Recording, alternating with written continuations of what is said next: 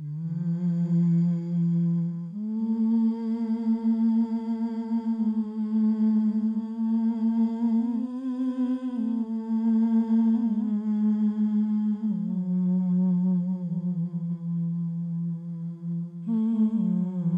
observe prayer, and pay the zakat, and bow down with those who bow.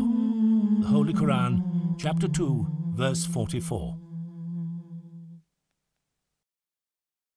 The institution of prayer is something which is commonplace in every Muslim's life. From dawn till dusk, a Muslim's day is structured around his or hers 5 daily prayers.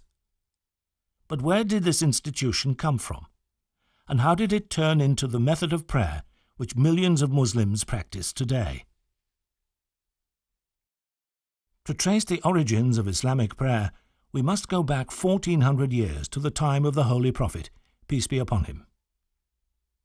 We know from the books of Hadith that even at this time, before God had prescribed any formal method of worship, some companions used to pray according to what they remembered of the teachings of the Prophet Abraham.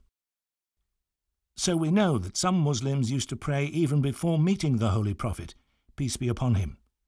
But when was the formal method of worship, which millions of Muslims follow today, prescribed? This formal method of worship was revealed on the night of Al-Isra, meaning the night journey. On this night, the angel Gabriel descended upon the Holy Prophet, peace be upon him, and made him experience a vision in which he saw himself visiting the heavens. In this vision, the Holy Prophet, peace be upon him, was told by God to enjoin 5 Salat, prayers, upon his followers.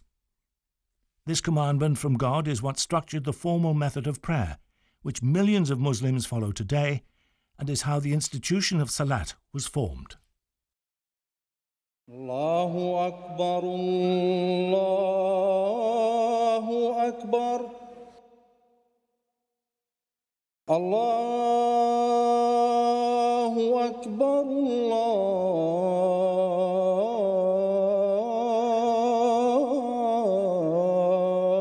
Akbar.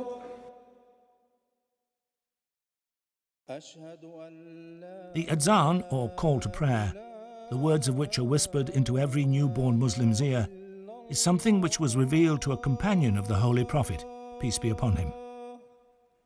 In the early days of Islam, there was no prescribed way of telling people that the time for prayer had commenced, nor was there any way to call the Muslims to the mosque for congregational prayers. Some companions of the Holy Prophet, peace be upon him, suggested the ringing of bells and the blowing of conches or horns, similar practices to those of the Christians and Jews.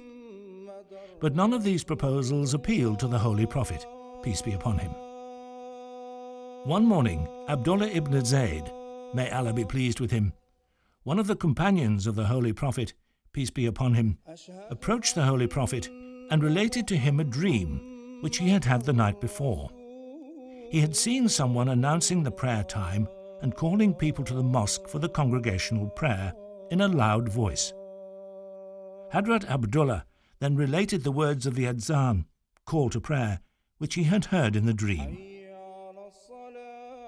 God is most great. God is most great. God is most great. God is most great. I bear witness there is none worthy of worship except God. I bear witness there is none worthy of worship except God. I bear witness that Muhammad is the Prophet of God. I bear witness that Muhammad is the Prophet of God. Come to prayer. Come to prayer. Come to success. Come to success. God is most great. God is most great. There is none worthy of worship but God.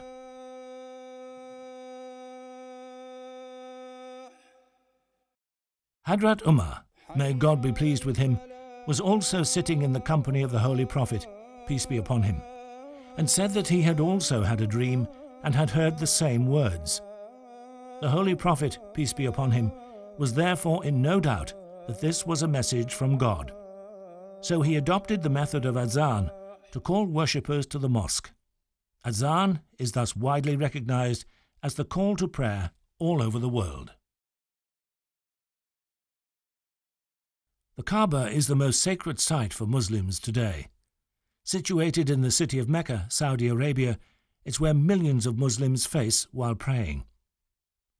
But this was not always the case. In the early days of Islam, the Muslims used to face towards a sacred temple in Jerusalem. So how did this change in Qibla, direction of prayer, take place? When the Holy Prophet, peace be upon him, was in Mecca, he was ordered by God to pray towards the sacred temple in Jerusalem. But in his heart of hearts, he wished his Qibla, direction of prayer, to be the Kaaba. The Holy Prophet's, peace be upon him, inclination was so strong that when he used to pray, he made sure that he was in such a direction as to face both the sacred temple in Jerusalem and the Kaaba in Mecca. However, when the Holy Prophet, peace be upon him, was forced to emigrate from Mecca to Medina, it was no longer possible for him to face in both directions, and so he was forced to face solely towards the sacred temple in Jerusalem.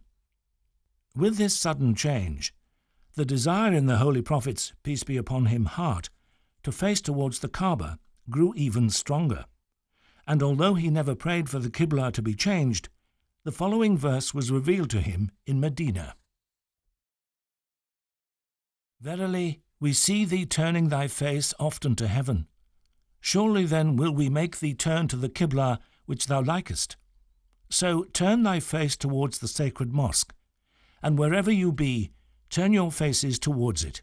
And they to whom the book has been given know that this is the truth from their Lord, and Allah is not unmindful of what they do. The Holy Quran, chapter 2, verse 145.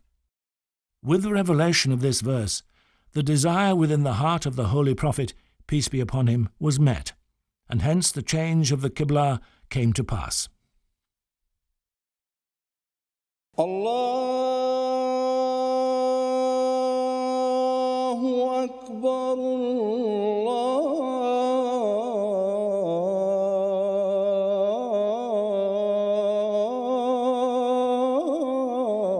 Allahu Akbar, La